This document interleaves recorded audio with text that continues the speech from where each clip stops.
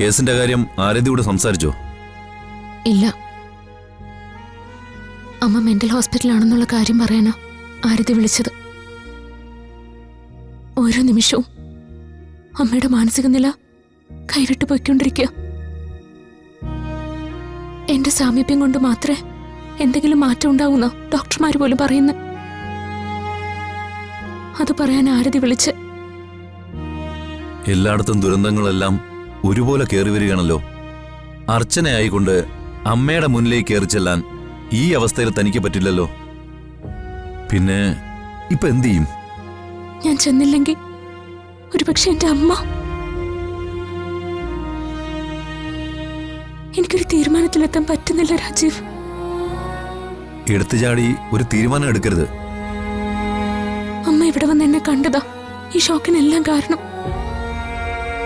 ഇപ്പോഴത്തെ എന്റെ അവസ്ഥ അമ്മയ്ക്ക് സഹിക്കാൻ കഴിഞ്ഞിട്ടുണ്ടാവില്ല. എങ്ങനെ കഴിയും? സച്ചിയുടെ കൂടെ ജീവിക്കേണ്ട സ്വന്തം മകൾ ഏതോ ഒരുത്തന്റെ ഭാര്യയായി മാറ്റെടുത്ത് താമസിക്കുന്നു. ആ അമ്മയ്ക്ക് സഹിക്കാൻ കഴിയൂ? സ്വന്തം മകൾക്കൊന്നും ഓർമ്മയില്ലാതെ ഭ്രാന്തമായ ഒരവസ്ഥയിലാണ് ജീവിക്കുന്നതെന്ന് കണ്ടാൽ ഏതൊരമ്മയുടെയും നിയന്ത്രണം വിട്ടുപോവില്ലേ? ആ, എല്ലാം ശരിയാവും. അമ്മയുടെ അസുഖം എല്ലാം മാറും. എനിക്കുടനെ എന്റെ അമ്മയുടെ അടുത്തേക്ക് പോണം. എല്ലാ പ്രശ്നങ്ങളും തീർന്ന് അർച്ചനയ്ക്ക് ഉടനെ അമ്മയുടെയും സച്ചിയുടെ അടുത്തേക്ക് മടങ്ങാം. ഞാനത് ഉറപ്പുവരുന്നു. പക്ഷേ അതിനു മുമ്പേ അർച്ചനയ്ക്ക് മാത്രം ചെയ്യാൻ കഴിയുന്ന ഒരു കാര്യമുണ്ട്. എന്ത് കാര്യം?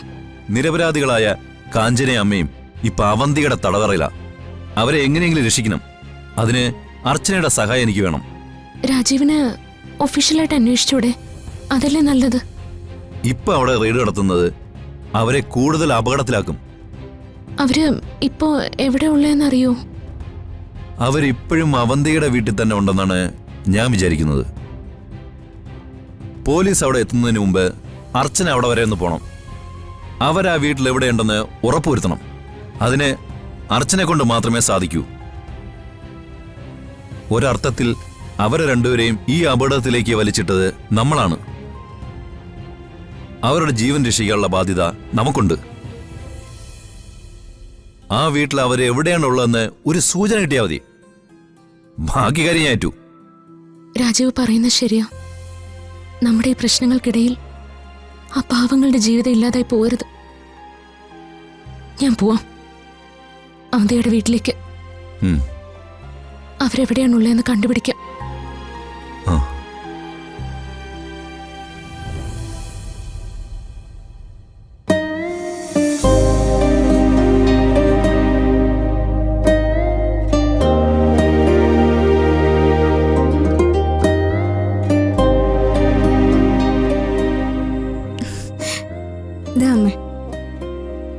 എന്താ അമ്മേ ഇങ്ങനെ ആഹാരം കഴിക്കാതിരുന്നാൽ എങ്ങനെയാ?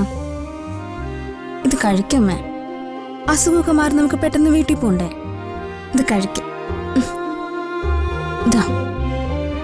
അമ്മേ ഇങ്ങനെ വാശി കാണിക്കല്ലേ. മരുന്നും ആഹാരവും ഒക്കെ സമയത്തിന് കഴിക്കണമെന്നല്ലേ ഡോക്ടർ പറഞ്ഞിട്ടുള്ളത്? ഡോക്ടർ വരുമ്പോ അമ്മ ആഹാരം കഴിച്ചില്ലെന്ന് പറഞ്ഞാ എന്നെ വഴക്ക് പറയും. ഇത് കഴിക്കമ്മേ. ഞാനല്ലേ തരുന്നേ. ദേ നല്ല കുട്ടിയായിട്ട് ഇത് കഴിച്ചേ. കഴിക്കമ്മേ.